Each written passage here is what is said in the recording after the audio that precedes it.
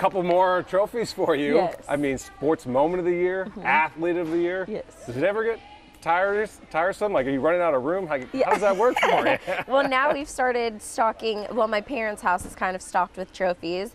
So then it's moved to the casita, and she's wondering when my new house is going to be ready so that she could transfer all of that stuff over, because it's kind of overflowing. But it's always exciting to be recognized, especially to put gymnastics on the map in a non-Olympic year or even following an Olympic year. So I would say it never gets old, just because the sport of gymnastics is so unique and so beautiful. So I want to share that with everyone. Yeah, I mean, I'm in here. This is my first time in here and watching these girls, and I don't know what levels they are, but I'm sitting here like, there's a whole bunch of superheroes in here. It's crazy to watch gymnastics from a guy that's like, that's what he does when, like, by accident. Yeah. Like when I fall. When you fall and tumble. Yeah, exactly. No, absolutely. It's so exciting, especially to be training with them for so many years and to see their growth throughout it, and to see how excited they are during an Olympic year, and then how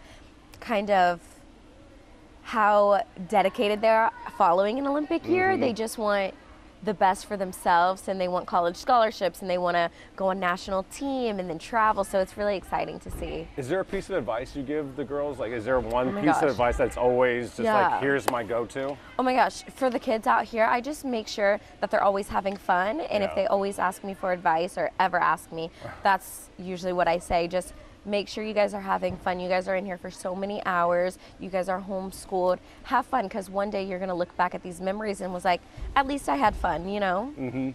And so this is, for most of us, our sanctuary, our safe space. So it's really nice. I mean, it's tough to do something like this and be so successful if you're not having fun. Yes. Like, that joy Absolutely. in athletics is so underrated from the outside. Yes. It's so important. Now, these awards that you get, the competition in Houston is elite. Like, you beat some like big names. This isn't like a small town win. I mean, it's got to be cool to win something like that in the city of Houston. No, absolutely. I mean, the community has supported me through everything I've ever been through. So to still be recognized and to be loved and to just be thought of is super sweet and gracious of them. But yeah, always following all the Houston athletes, and I think it's really exciting to put even Houston on the map as well as athletics. I feel like there's so much talent coming out of Houston, so it's always exciting. It's fun. We were at the Houston Sports Hall of Fame last night, and like the name is the name's in there, which I'm gonna say you'll be in there eventually. Like, it's insane. It's the who's who of the sports world. It's got to be the greatest sports Hall of Fame city-wise in the country. Yeah. If it's not, it's top 3.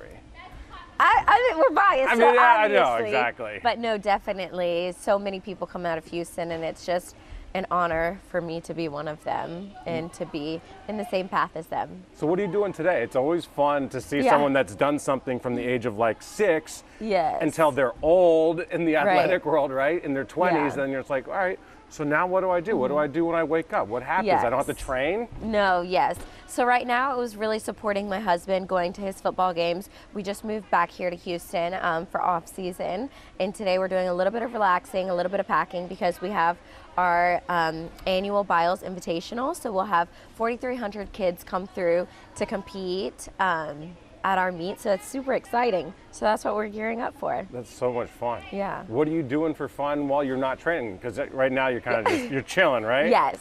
Me and my husband like to travel. We've planned a couple vacations. Where are we going? So we're actually going to head to South Africa. Where? Pretty Cape soon. Town, Johannesburg? Yes, Yes, exactly. That's what's up. So we're going to do all the safaris, and then I think we're going to try to plan another vacation at the end of March if we can. If not, we'll be moving into our new house. How is the new house? So this is why I wanted to check in. Like, what's new with Simone Biles? So I went on X. I did Grok. Like, what's new? Because I don't keep up on like all the gossip and life stuff. Right. And it was like she's building a new home. She updates everyone on Instagram about the kitchen. So how's the kitchen? Yes, the kitchen is actually finished. Like, it's absolutely stunning, beautiful. Can't wait to start cooking in there. Right now we're working on like the basketball court and then the pool. Okay, I like that. Once that gets done, then we can move in. Game room. Yes, we have a game room upstairs. Putt course.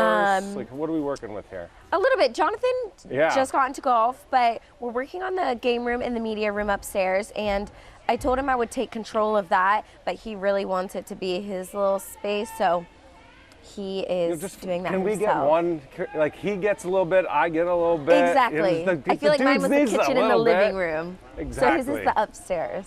I have a deep question for you. This is going to be probably a little different than you're usually asked in these type of interviews, but when you were young, I'm just curious what your why was to be an athlete, because I love getting to know the athlete as a person, and how did it change and evolve through your career? My why was to just really have fun, embrace it, see how far I could go, and hopefully one day get a college scholarship.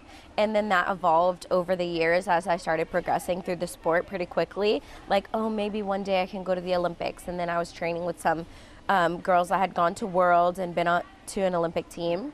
So then that's kind of why it changed. But other than that, it was really to always have fun, to embrace who I am, to be strong, to be beautiful and bold, and just, that was it. So did you ever have like dreams or think about it or plan, or did it just kind of was a day by day stack and bricks type of situation? No, I took it day by day for sure, and at the beginning of every year my mom would make us come in and do our short-term and long-term goals that we wanted to accomplish that year, and obviously mine had a lot to do with athletics.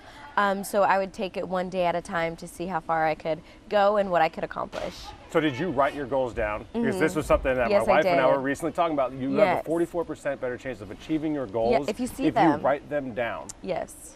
So you did write them down? Yeah, I wrote them down, and then it was just like a daily reminder. So now that you are semi-quasi at least retired, what's your why now in life? Because you're old in the athletic world, but I mean, you have, right now I would say my why is to give back to the community because they've supported me through thick and thin. So that would be it for right now. And then as far as goals, I just have to remind myself to not overload myself, to rest, to come home and still visit my family, because I think that's really important. And I really wanted to have quality time with them. But now that I'm traveling all the time, I still have to fit that in. It's okay to say no. Exactly. Except for Kickin it with Kunkel. Like when you're on this show, you always say yes and you're always welcome. Perfect. You're the best, Simone. Thanks so much. Of course. Thank you so much. I appreciate it.